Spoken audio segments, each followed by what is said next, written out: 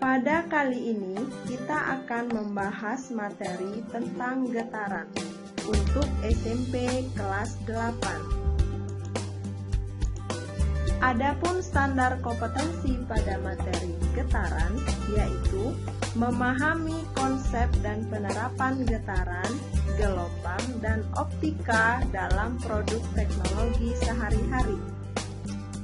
Dan kompetensi dasarnya adalah mendeskripsikan konsep getaran dan gelombang serta parameter-parameternya. Adapun tujuan instruksional kompetensi pada materi getaran yaitu menjelaskan konsep getaran dan menghitung nilai perioda dan frekuensi suatu getaran. Getaran. Perhatikan gambar berikut. Setelah bandul di samping dilepaskan, maka bandul akan bergerak bolak-balik melalui titik setimbangnya. Gerakan ini disebut getaran. Jadi, dapat disimpulkan bahwa getaran adalah gerak bolak-balik melalui titik kesetimbangan.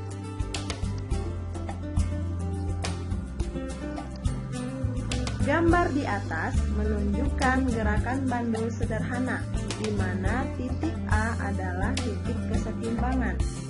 Satu getaran didefinisikan sebagai satu kali bergetar penuh, yaitu dari titik awal kembali lagi ke titik tersebut. Jika disimbolkan, maka pada gambar di atas menunjukkan satu getaran berarti gerakan bandul dari C ke A ke B kembali lagi ke A dan ke C. Dan untuk dua getaran berarti gerakan bandul dari C ke A ke B, A ke C ke A ke B, kemudian kembali lagi ke A dan ke C. Begitu juga seterusnya. Nah, amplitudo, frekuensi, dan perioda. Perhatikan gambar di samping. Amplitudo. Amplitudo merupakan simpangan terjauh dari titik keseimbangan.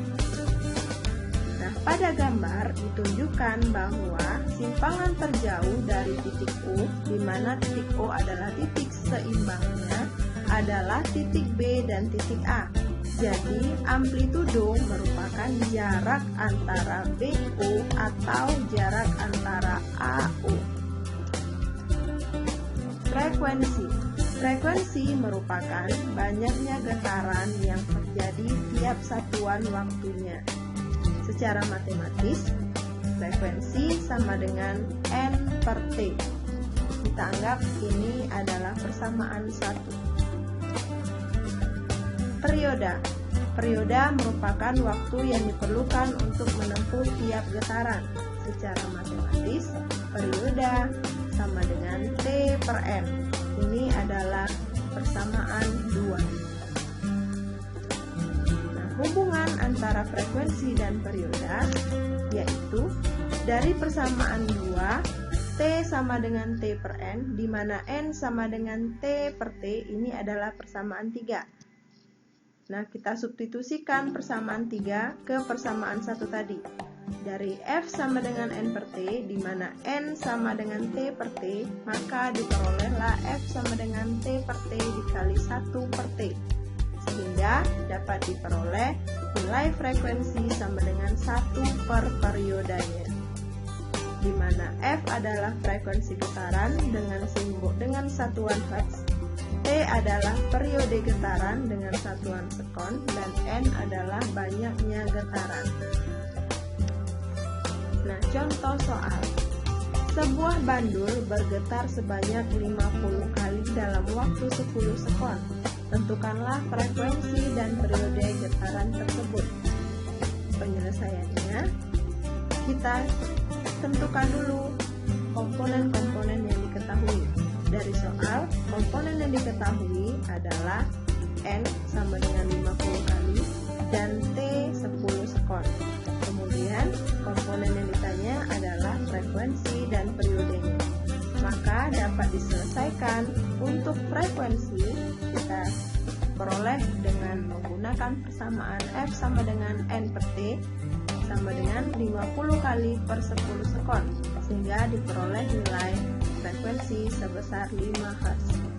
Dan untuk perioda dapat kita gunakan dengan persamaan hubungan antara frekuensi dan perioda tadi, di mana T sama dengan 1 per F sama dengan 1 per 5 Hz. Jadi kita peroleh nilai periode sebesar 0,2 sekon. Soal 1. Sebuah getaran menghasilkan frekuensi 50 Hz. Maka periode getarannya adalah A 0,5 sekon, B 0,2 sekon, C 0,05 sekon, atau D 0,02 sekon. Soal yang kedua, sebuah ban sepeda berputar dalam 2 sekon untuk sekali putaran. Hal ini berarti frekuensi putarannya adalah A 4 Hz, B 2 Hz, C 1 Hz, atau D 0,5 Hz. Nah, selamat mencoba.